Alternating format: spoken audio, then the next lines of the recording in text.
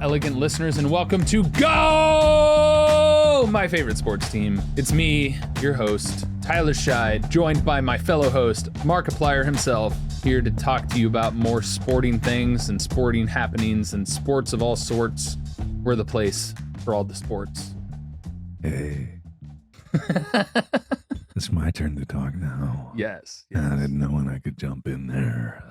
It's good to hear you again. You're so deep. Yes, I just wanted to get real in those ears and in those eyeballs for those that are listening at home. Zoom on my face. Zoom harder than that. Zoom all the way in. Hey, listen, if you're a fan of this podcast, I just want to say thanks. Thanks for giving it a chance. And thanks for being here. And if you ever leave, I will find you. I'm in your ears now. I'm in your eyes. I am your eyes. I am your ears. I'll know if you betray us and me and yourself. It'll really be your fault for whatever happens if you ever leave listening or seeing or hearing this podcast.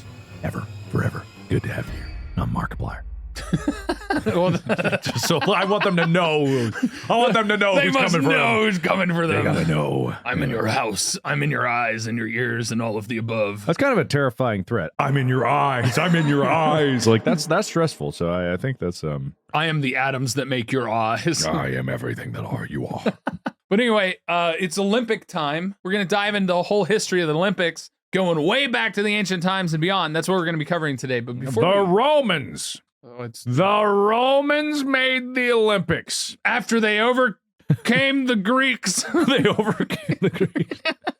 Finally, after many years, the Romans beat the Greeks. But before we jump into that, there was the T20 Cricket World Cup. The what? The T20 World Cup. Oh, I actually know Cricket. about this. Cricket. Spoiler, India won. Which is what we have a video of. Hey! So this is Mumbai, where thousands of cricket fans showed up. Like, look how crowded this is. They did it. Like, that is Woo! insane. That's insane. Insane. Look at this. Yeah, that's, if you're not seeing this video, imagine an entire highway, shoulder to shoulder, butts to nuts, just people. No, but that's insane. So cricket is massive in India. Yeah. And so for them to win the World Cup, granted, they generally are in the favorites list most of the time when it comes to cricket. They're usually at least top 5. Mm-hmm. And so the fact that they won is a massive, huge deal because I don't think they won the last year. I think on the thing it said 2007 was the last time that they won. Win. Yeah. Okay. And so them winning this year was huge because, I mean, you could tell there were tons of people invested, tons of people that are fans. And it was a tremendous victory for them and for India to be able to celebrate their country winning at a sport that is so ingrained in their culture and their society at this point. And so them being able to win, incredible celebration. I've never seen a celebration like that. And I just want to point out something. I didn't see any cars burning, flipped over chaos like we see when the U.S. wins their own U.S. championship in like college football or whatnot. That seemed pretty, well organized. Look up damages. Yeah, I'm looking up damages. Look, there are so many people that I'm pretty sure there would have been something going on. Chaos at Mumbai's Marine Drive. Cricket fans speak out. We got chaos at Team India's Mumbai Victory Parade. Fans injured. Chaos and celebration at Mumbai's Marine Drive. Yeah, fans faint, many injured in Victory Parade rush, which is a big, that's a big huge problem. risk. When you've got crowds, it's pushing bodies against bodies. It's catastrophic. You don't become solid people. You become a fluid that just obeys whatever the laws of the ripples in the crowd. And so if you trip and fall, people get trampled very easily. So That's easily. True. And it's something that people don't realize is such a danger when you're in large crowds like this. Is like you always want to know that you can have an escape route. That's an important thing. But even then, it could be like the whole crowd could be pushed towards there, slammed up against a building. Like you gotta stay on your toes, try not to be in the center of those things, but somebody is going to be in the center. It's difficult. So. It's also why inducing panic is actually an illegal thing in the U.S. is because it literally will cause people to get injured and die from situations like that. Yeah, but I'm not seeing any car fires, so I think we're okay. That was the thing that I saw that was the most obvious. When I see like celebrations in the US, particularly of a championship, it's like there's fire somewhere, and I didn't see any fire. And that was the big thing I was trying to point out. I mean, I'm sure there was fire somewhere in India. It's a big country. So That's true. That's probably true. happened. You know, it happened in some places. There's a lot of fires caused by fireworks during the 4th of July, but that's a whole nother story. Speaking of which, did you see the air pollution map from fireworks in the 4th of July this year? I've seen them the past few years, and it's always really depressing. Is it depressing? It was really depressing. All right, good. That's it was always really good. Yeah. sickening. So it just reaffirmed my point why I don't like fireworks, but that's beside the point. I mean, I don't mind fireworks, but I like them if they're in a controlled show, you know, like a specific. Everyone goes here for the fireworks, here specifically. That'd be nice. Speaking of which, did you see the Stadium of Fire fireworks where the cheerleader got hit by a firework and a person in the crowd got hit by a firework? It was an organized event, and some rogue fireworks hit a cheerleader on the field and hit like 2 separate parts in the crowd in the stadium. Well, that can happen. So- It's they aren't always, you know, according to plan. What was it called? Stadium of Fire? Stadium of Fire, I think. Utah, America's Freedom Festival at Provo. Yeah, so stray fireworks hit multiple people during the Stadium of Fire show. Yep. Oh, yeah. I see a picture of the cheerleader. Her legs burned pretty badly. Yeah. Fireworks are dangerous, everybody. Just be real careful about them. They are explosives. They're literal bombs. They're not hypothetical. Oh, they're bombs. They're literally bombs. They're literally the old school version of bombs with Yeah. like hyper compressed black powder, and They're bombs. they're bombs. They are basically bombs. You put that in an enclosed container, you made a bomb. You know, you hold that in your hand, you got a grenade. It's like, that's what you got. You know? You hear things go boom that loud, it's probably a bomb. It might be an explosion, which it is, because it's a bomb. So treat it like a bomb. Also, So I hope no one's listening to this in an airport out loud, because we just got someone in so much trouble. Oh my God. Oh no, I'm sorry to whoever you are, but it's your fault for listening it on speaker. That's on you, not on us. Hopefully you were able to mute it fast enough before people look at you. Bomb. Bombs away! But Uruguay beat Brazil in the Copa America, which, by the way, the U.S. immediately out of Copa America. They lost. Copa America? Copa America. America's coping hard, you know We're what I mean? coping. They be coping. So it's not played in Copenhagen as opposed to what you think, but it's Copa America. But Uruguay beat Brazil. Okay. And Brazil is usually very good at soccer, so massive deal that Uruguay beat them with diligence and resilience under pressure. Diligence. And they were a man down. Man down, diligence. So they that was their quarterfinal victory. So they're now heading to the semis. Wow, that is huge. So That is incredible. U.S. didn't even make it to the tournament. They got eliminated in group play. Well, no one really cares about cricket anyway. This isn't cricket. This is soccer. Oh, I thought we were still talking about No, cricket. cricket's over. T20, India won. I thought you were just talking about how the Americas performed. No. I switched to soccer in the Copa America, and Uruguay beat Brazil. I don't in the know semis. ever what you're talking about. Oh, you okay. know? Well- I'm trying to keep up. Okay, the Copa America. Yes. COPA? Soccer tournament. Yes. Oh wow! Wait, I thought America's soccer team, at least the women's soccer team, was very good. The women's this is men's. This is men's Copa America. Oh, okay. So the teams that have moved forward are Uruguay, Canada, Argentina, and Colombia. But if you look at the group stage with the U.S. getting knocked out, they did not do great. They did not do great. They because of Panama's victories and Uruguay's victories, they needed to win by a significant margin in the last game, and they didn't do it. Damn. And so they got knocked out in group play. Damn.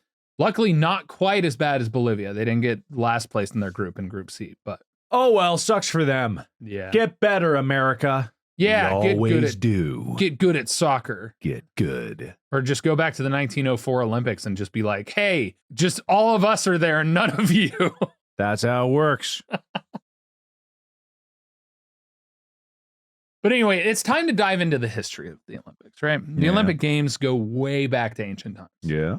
Much like the modern Olympic Games, ancient Olympics were the biggest sporting event of the ancient world. No cars, no trains, no planes, but over 40,000 people flocked to one city to witness the spectacle of the ancient Olympics. Rome. Chariot races to boxing matches. The athletes competed naked in the hot, burning sun. Yeah. Well, not Always completely naked. Hell They covered yeah. themselves in oil. Oil. They're burning in the sun. Cooking. While diehard sports fans today might not take off work to see a big game, the ancient Greeks took it to a whole new level, and they paused wars just for the Olympic Games. Wow. That's big. And they love war. They love war. People nowadays people love war, but Greeks and Romans, it was war. Greeks? Oh God, you can't call them that, man. What are you saying? It's Greco-Roman, the type of wrestling. Greco-Roman. I feel like this is dangerous The Greek stole Christmas. You know, my favorite football player, the Grink. All of This them. is the Greek. The Grink. It's supposed to be like flexing, but the Grink. like crab claws. Tom Brady's ultimate receiver, the Grink. It's no longer the GOAT. You got to be to the Grink You gotta level. be the Grink. Yeah, one only wishes they could become the Grink. Then they could also steal all the sports. Alas, it's too difficult for some people. It is. For That's ancient true. Greeks, the Olympic Games were more than just Grinks. the Greeks Oh. were more than just a sporting event. They're a huge part of their religious, political, and cultural identity. Olympia, the ancient Olympic village, wasn't just a sports complex, but also had temples to the Greek gods. Damn. Winners in the games often became political figures in their home cities. An Olympic win could essentially make them set for life, even though there was no actual financial award. That's pretty cool. Many of the events in the ancient games are still around today, like standard races, Mm-hmm. javelin throw, Sure. wrestling, Absolutely. though sadly we no longer have the chariot races like we Of had. The ancient Olympic Games went on every 4 years for centuries, which we still stick to. That's the Yes. tradition of the Olympics. And even when the Romans conquered Greece, they kept the games going for hundreds of years. Well, that's nice of them. So the Romans and the Greeks both have foundations with the ancient Olympics. That's pretty cool. The Olympic Games were so ingrained in ancient Greece that they inspired the revival of the games over 1,500 years after they officially ended. So who knows how many hundreds of thousands of years the Olympics will continue in this modern area, Mhm. but it's all thanks to the ancient games way back when. And there you have it, the history of the Olympics. Thanks so much for listening. Check out our podcast store for merch at store.gmfst.com. Yeah, you can say that. Is there more? Oh, there's always more. How's there more? That's the There's history. more. That's That was the brief- history of That's it. the brief overview. Well, that's all the overview people need. They only have a short attention. That's all the overview you need to go and buy your merch at Well, store.gmfst.com. TikTok has ruined people's brains. They don't have any attention span left. You got to hook them. Make it sexy. Okay. Make it really sexy. Act 1. The ancient Olympic history. The ancient Olympic Games started in Greece over 3,000 years ago. That's how old Wade is. Might be. You never know. That guy's a question. These sports competitions were organized in the city of Olympia and so became known as the Olympic Games because they were in Olympia. It's not known exactly when they began, but the first written mention of them dates back to 776 BCE. Damn. That's pretty long ago. There's a lot of different stories and reasons for why the Olympics were created, but it's so muddled with Greek myths and legends that it's impossible to tell the exact origin of the official games. The gods in their culture, I believe, even competed in such athletic events. Did which they see inspired them this. compete? Did they see them compete? The storms of the day, Thor, and that's not. You know, that's so not what I don't Greek understand is gods. like gods back then, they had magic, right? Is Yeah. that because actually they had technology? Like, why would gods of any type not have really bitchin' technology? Well, is it just that the gods had bitchin' technology, or that they were, That's a technical term, bitchin' technology. Bitchin' technology. They had bitchin' technology. Or was it just because they couldn't explain certain things and they're like, that's got to be a god acting? Because they saw their neighbor get struck by lightning. And so it's like, oh, he committed adultery. So God smited him. I knew he fucked my wife. See, he's dead now. My kid looked like his face, not my face. Yeah, come on. He was the milkman all along. What? The milkman. Yeah. But I'm just a lowly mailman. here. Yeah, I no can't compete mailman. with a milkman. he's got the glasses of nourishment. Did they have cows back then? They must have had cows. Yeah, they had cows. The ancient cows definitely They existed. had cows, yeah. Yeah. They were milking things. Oh, 100%. Goats, 100%. Is goat milk better for you than cow milk? Do you think? I hope not. I'm not going to drink it. I hate goat milk. Though the most likely theory is that the games were created to provide unity to the Greek world, which was split into multiple city-states. These city-states were always nearly at war with each other, but the Olympics were the one thing that brought all of Greece together. Wow. As people gathered from all parts of Greece, Italy, North Africa, Asia Minor, and other smaller areas that made up the entire ancient Greek world. Now, the games were held every 4 years, known as an Olympiad at the time.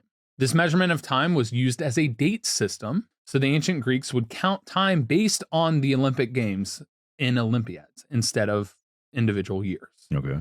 When it came time for the Olympics, a truce was officially proclaimed, and messengers would go from city to city announcing the date of all of the competitions. Well, that's nice. That's convenient of them. Wars were all halted for before, during, and after the games in order for the athletes and spectators to travel to and from the games safely.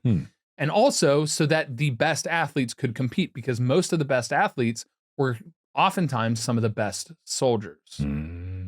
I see. Okay. While the Olympics were named after the games being in Olympia, they were also held in Delphi, Corinth, and Nemea. Olympia was considered the most important location for the games because it was not a city, but rather a sanctuary to the gods. When there weren't games being held, only the priests and staff responsible for caring for the site lived there and basically existed in Olympia. Okay. Which I guess that makes sense. Olympia is based off of Mount Olympus. Yes. So the name is based entirely around worshiping the gods. Yes, that makes sense. When it was time for the Olympics, athletes, spectators, and all kinds of merchants flooded the grounds, and it's estimated there were over 40,000 people at the ancient Olympic Games. For over 1,000 years, the Greeks and then later the Romans, after their conquest of Greece, met at Olympia and other city-states to celebrate those games. However, in 393 AD, Christian Emperor Theodosius I forbade the celebration of the pagan cults, which included the games, since they were a celebration of the Greek gods. And before those pesky Romans murdered them, what were the typical Olympic Games like? What were they? I don't know. That's where we're getting into with Act 2. How would you imagine the Olympic Games were?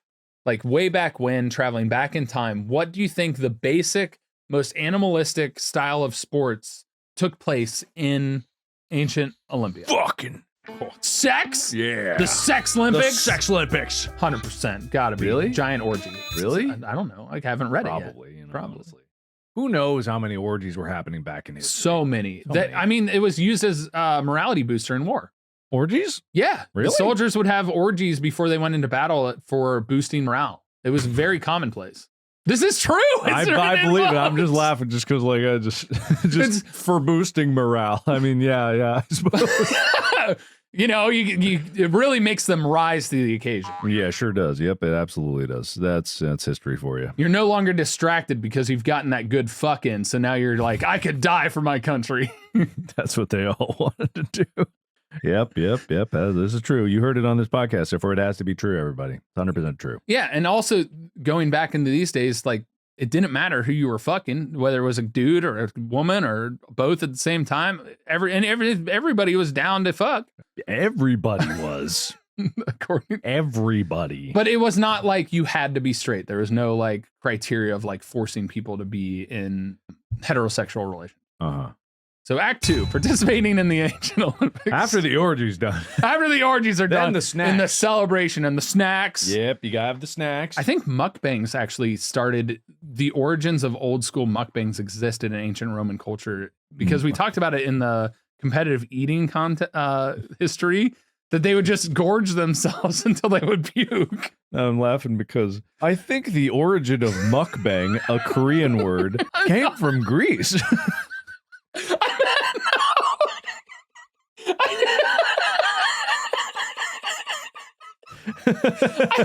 I meant the fact. Yeah.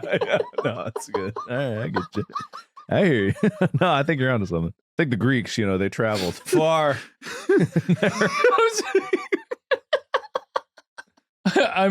Anyway. Fuck me. Participating in the ancient Olympics. The games were a huge part of society, like we mentioned. And there were locations for participating and training for the Olympics all over Greece and in all of its territories at the time. There was a gymnasium and palaestra. I'm probably butchering the hell out of the word. Palaestra. Something like that, sure. Which is a wrestling school in every major Greek city. This is where athletes would go to prepare for the Olympics. And while the games focused on physical feats and athletics, the athletes then trained in these areas, which were the gymnasium and the palaestra.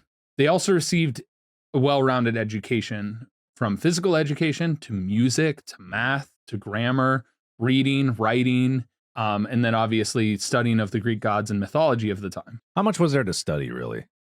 He was probably so ingrained in society that their parents just kind of told them at home. Preachers were all around talking about what the Greek gods are doing. You had statues, there were historic sites. And most of the time they said that the gods were fucking. Oh, yeah. Yeah, that's massive god orgies all the time. I mean, pretty much. You heard about Zeus. He was banging everything that moved. He really had no chill. Yeah, I know. He even went down and banged mortals to create a whole bunch of demigods. Not just mortals, cows. Oh, yeah, animals. I forgot about that. Yep, yeah, he did anything that moved. A hole in the ground, it moved. The earthquake. I think there actually is a story of Zeus fucking a hole in the ground. I'm pretty sure. It's probably causing earthquakes around the globe. Yeah, I think 100% that is a very true story. You heard it here first. Zeus, ground fucking. New hole meaning the ground pound. Absolutely.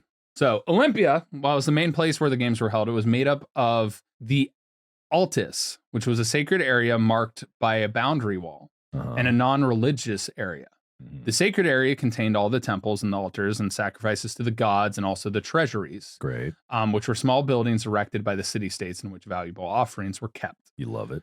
The secular area outside that boundary wall were training areas, competition areas, and administrative buildings for organization of the rules of competitions and sports. Great. The events usually took place in the stadium, or for equestrian events, the hippodrome, which is an early version of the Colosseum, which was a stadium specifically designed for horse racing. I guess it makes sense. I wouldn't even thought about that. They would have horse racing because they would have horses and chariots in Roman times. But I mean, that does weirdly make sense. Yeah. So that's like the earliest form of like NASCAR. It was horses and chariots. Yeah, I guess you're right. I don't want it to be right, but I guess that is an accurate way of saying it. Sure. The stadium was a rectangle, though, with a packed earth floor and boundaries marked by grassy slopes, which is where the spectators sat. The judges and other Olympic officials sat in a stand overlooking the stadium. Okay. Kind of like how in the Colosseum, the emperor had the emperor's box and all of that. Good for him. The equipment back in that day was your birthday suit. Unlike modern sports, with uniforms and padding, they arrived at the gymnasium. They were expected to remove all clothing. Great. They didn't want him cheating with any kind of robotic legs or anything like that. Well, they had to be oiled up too. Did they? Yeah, they got oiled up. It was part of the wrestling match. You got oiled up. You were slick and slippery and slimy. So you got your ghibli bits hanging out and you're wrestling, trying to grab onto each other. What if you rip your dick off? Well, that's part of the games. Then you see how far you can throw it. It's a javelin throw. Oh. How well endowed were they back then if that was a javelin throw? Well, I'll show you a piece of equipment here shortly. Don't show me your piece of equipment. Please don't show me your equipment. It wasn't my equipment. Oh, God, the people. Oh, he's pulling up a window. Ah! This is what I was trying to show you. Oh, that's lovely. It looks like a Kings Island map. So actually, it looks exactly like the Kings Island map. Oh, yeah. With the forest in the background there, but it's just the rides are these buildings. They're just squares. That's really impressive. Structural buildings and Pretty stuff. Cool. Okay. All right. Okay. So the birthday suit was the equipment. They were expected, without clothing for protection, athletes were expected to take care of their skin. Great. So like the oils were there for helping to keep people from tearing their skin and getting it torn up and scratched and ripped off and stuff like that. To prepare for training or competition, an athlete would lather themselves in olive oil and then dust their skin with fine sand. This coating helped to regulate body temperature as well as providing sun protection, early form of sunscreen, and from the stick that the trainer would use to beat him if he didn't perform the exercises correctly. There's a little bit of padding. Well, hey, whatever gets the boat moving, I guess. And after training or competing, the athlete would take a strigil, which is a curved instrument, and scrape off the oil, sand, and sweat, and then clean themselves with some sponge and water. So this is what the strigil looked like. And they would scrape off sand and oil and probably some blood. Did they not know about a rag? Did they? Also, how do they know? How do they know that this, which looks like a long spoon, how do they know that that was for scraping off oil? They told him it was written in the books. They didn't know what that weird cube, like dodecahedron. You know, this could have been for the orgies.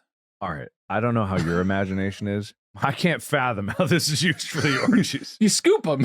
Scoop what? Scoop what? The orgy?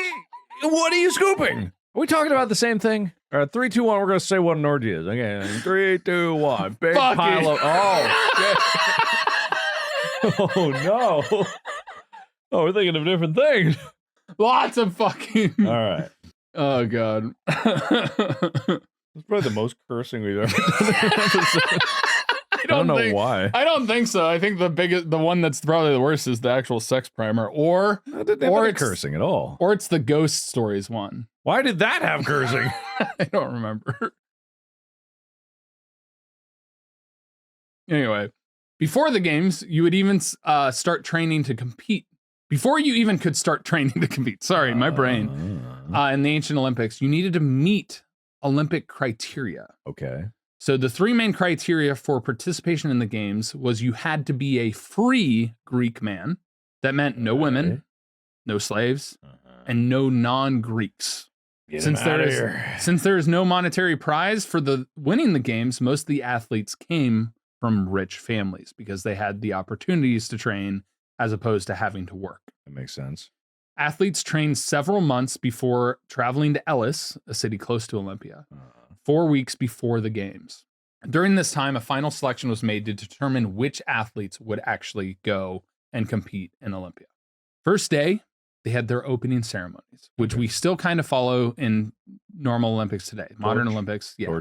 Big torch. So they arrived in Olympia. The athletes and also the judges took an oath to respect the rules of the games. When the athletes broke the rules, the judge would punish them. Kill them. For example, they might use a whip on the rule breaker. What if they used that During the scoopy crapey thingy? That might have been part of it. They scooped their innards out.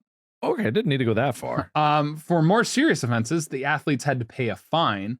And with the fine money, statues of Zeus and Elis were built in the names of the cheaters and written on the statue's bases.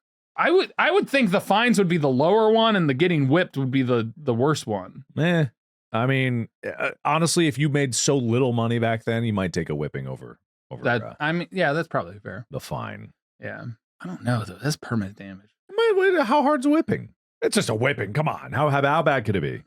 Yeah, we'll just try that at a different point in time, maybe. Yeah, we'll do a live whipping episode. It'll be great. Is whipping a sport? That'll be the episode. No, I don't know about that one. The statues were either placed along the passageway that led to the stadium in Olympia or in the gymnasium of Elis, serving as a reminder of what would happen if you broke the rules.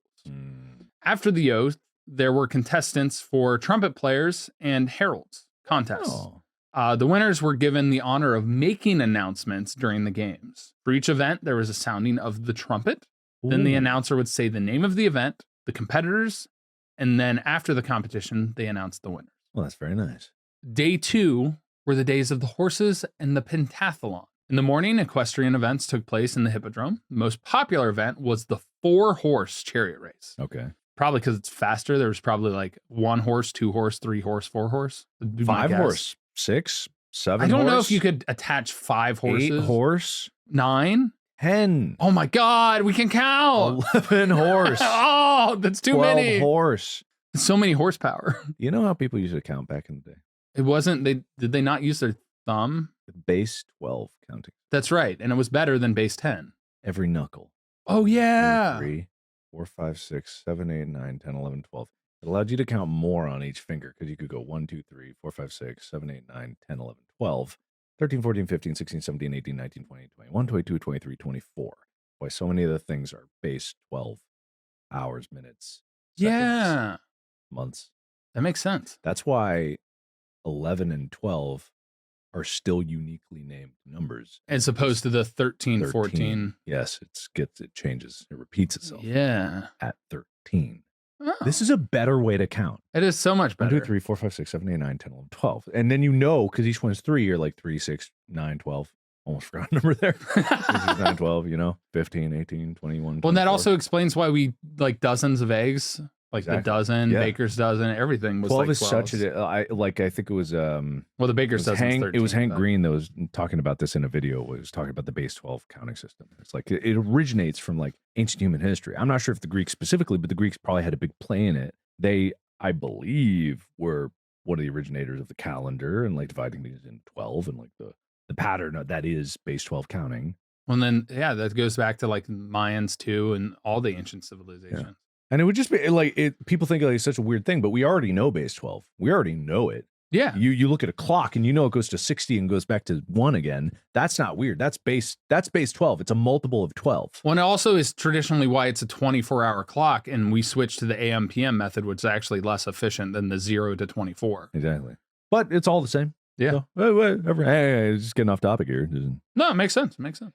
That explains why it was four horse race. The 4 horror race. The 4 horse. It must be noted that the winners were not the jockeys or the charioteers, but rather the owners of the horses that win the chariot races. I mean, that's how it is in horse ratings today. I know, it's true. They true. win. Well, I mean, the horse then wins because they go to the other farm and they get to fuck all the other horses. It's true. Again, they get to have more fuck. That was their reward. They could just fuck. Yeah, pretty much. Yeah. Actually, probably back in the day, that was their reward. Yeah. Oh, probably Yeah, got the incredible athletic prowess. Of course, people want to beautiful throw them. women, Beautiful men. beautiful non-binary. Well, could women compete in the Olympics? They could not. They competed by getting the man. They won the real prize. the trophy that rose above. Yeah. Anyway, in the afternoon, the pentathlon took place in the stadium, consisted of 5 events. What 5 events do you think were in the pentathlon? The pentathlon. The pentathlon. That's late, man. I don't know. What are in the modern pentathlon? Pumpkin. Pumpkin? Pumpkin racing, pumpkin eating, pumpkin pie baking, pumpkin seed munching, pumpkin seed spitting. I'll give you a hint. It's running. There are 3 of these that I think you have actually done. 4 if you count running. Running. Fuck. YouTube. Running YouTube. An improv show. Streaming. Probably that's different. Streaming. Getting a winner chicken dinner in PUBG. I've never done it. Making chicken and dumplings. All right. But really, it was discus, which standard was solid bronze discus. You'd run up and the athlete would throw the discus. It was just a running start. Long jump. For the long jump, metal or stone weights were held in the athlete's hands. It's thought that the event was made up of 5 consecutive standing jumps, which the athlete had to move to a rhythm. To help with the rhythm, there was often a flute player for the event, and you can see flute players on the vases next to the athletes.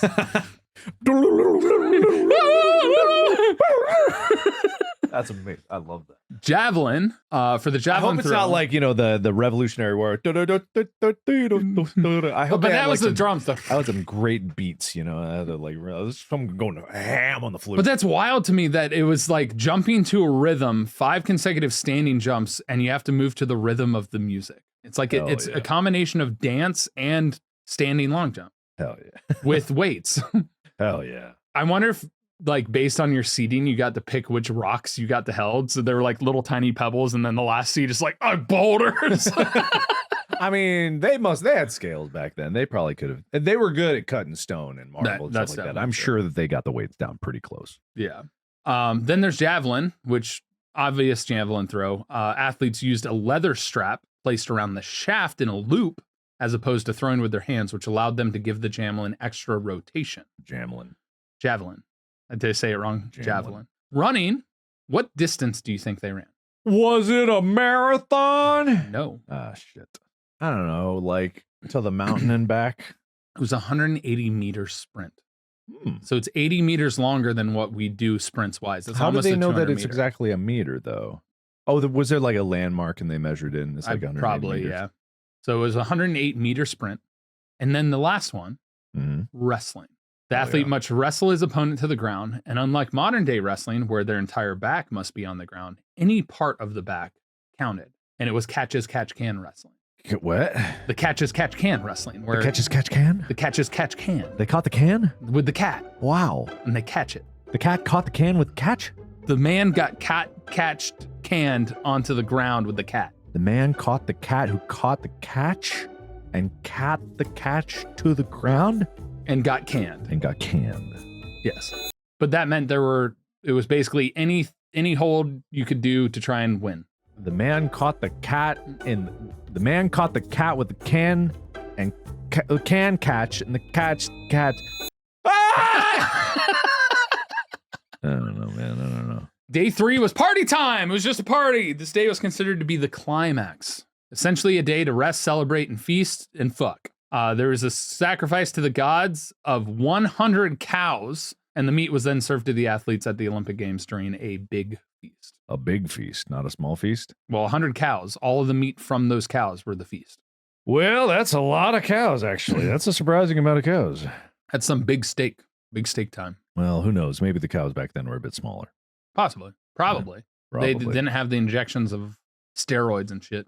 Do they still do that? They say they don't, but I bet they do. They still do. They say they don't put hormones in like any of them, but they're pumping those cows full of hormones. Or they're just overfeeding them and probably, I mean, we know that that's not the case with Wagyu beef because those cows are actually much better taken care of. You can actually watch the whole process of how the cows are taken care of. They get massaged. Yeah. That's what's crazy. If I get massages, will my meat look like that? We can try. I don't want to try. Wait, hold on. No, I don't want to. Hold on, wait. I don't need to be cut open. I don't need the evidence of this. I don't need to explore this any further. If you end up in the hospital again, it's possible you need another surgery. They'll cut in, then we can check. Let's not have probably that happen. green in there. Oh, God. I'm so out of shape. Like I can't imagine. Dude, I'm right there with you. Amount of surgeries, my car accident. Well, it's not about the surgeries. I haven't worked out in a while. I haven't either. Well, that's not true. I worked out pretty recently. Then day 4 was running and fighting. That's when war started again. Running and fighting? Running and fighting. They ran and fought? They ran and fought. In the morning, foot races took place in the stadium. For each race, the athletes took their place at the starting line, marked by white limestone slabs, which is probably why they were able to measure it later on. Good. And to signal the start of the race, a barrier was lowered. So it was much like the gates in horse racing. They would open and you go. I hope it doesn't come towards the athletes. I think it probably just drops down. Into what? The ground? A hole in the ground? They dug a... No, it would just go forward. No. There's no way they dug a hole in the ground to have the gate go down when it could just go forward. No, they could literally just have it go down. That would make the most sense because then it clears the area.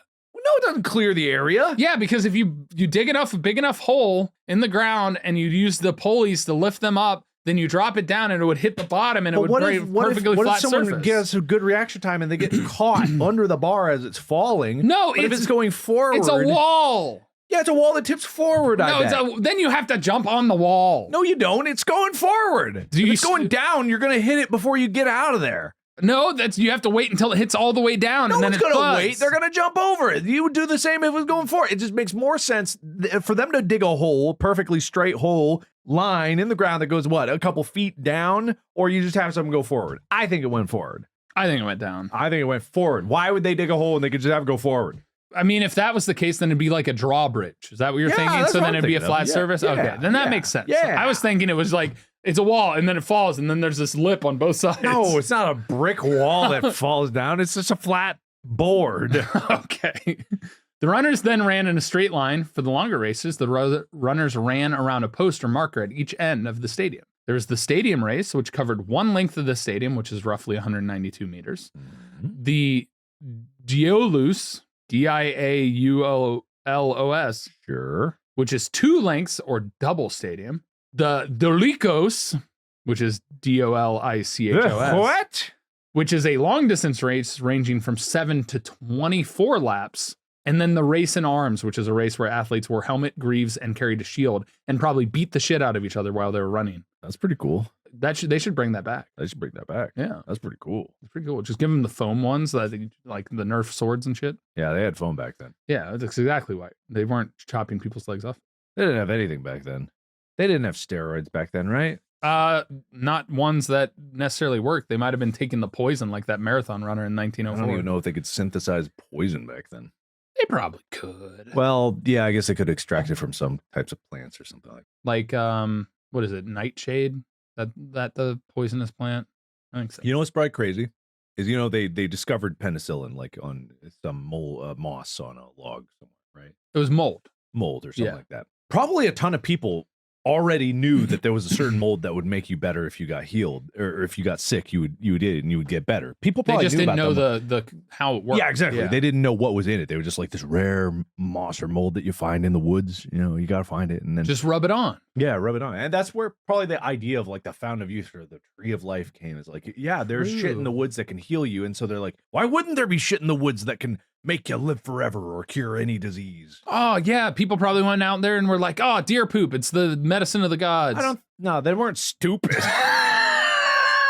They weren't dumb. But they're like little pebbles. No, they know what poop is. They're not an idiot. People today probably wouldn't know what poop is, but back then people definitely knew what poop was. Poop was around them all the time. They knew about poop. You're not going to catch an ancient Greek man, show him a pebble of mouse poop and go like, it'll cure you. And they're like, that's a turd. They'd probably go, that's bubonic plague. That's going to kill me. Yeah. You're an idiot. I'll kill you first.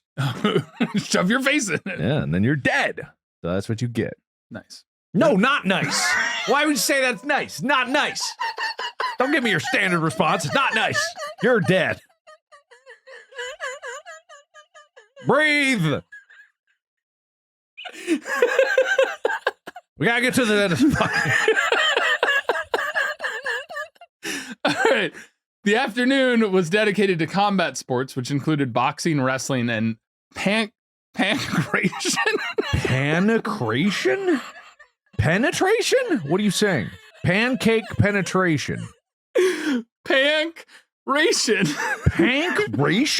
Pankration. What are you? Pancreation. Pancreation. Pancreation. Oh, it is a thing. Yeah. Pankration.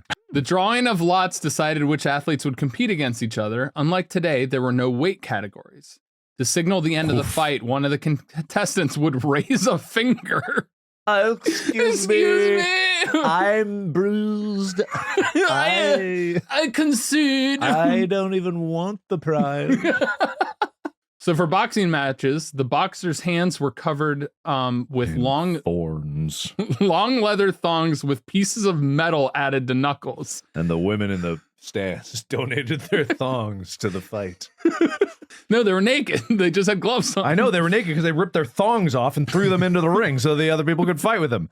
He's winning with my thong. He killed that man with my thong. He choked him out with my G-string.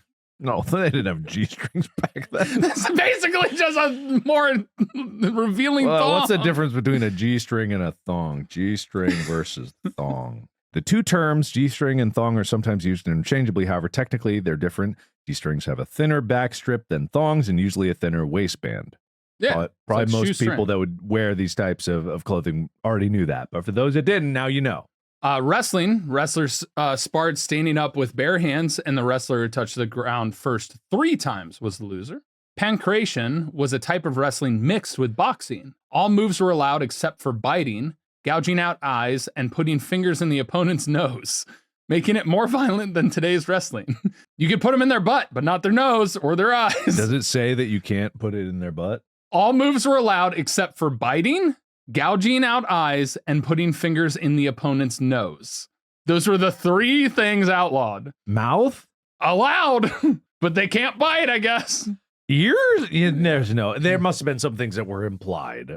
Maybe, but those are the 3 rules. Then the day 5 were the closing ceremonies. The 5th and final day was all about celebrating the winners.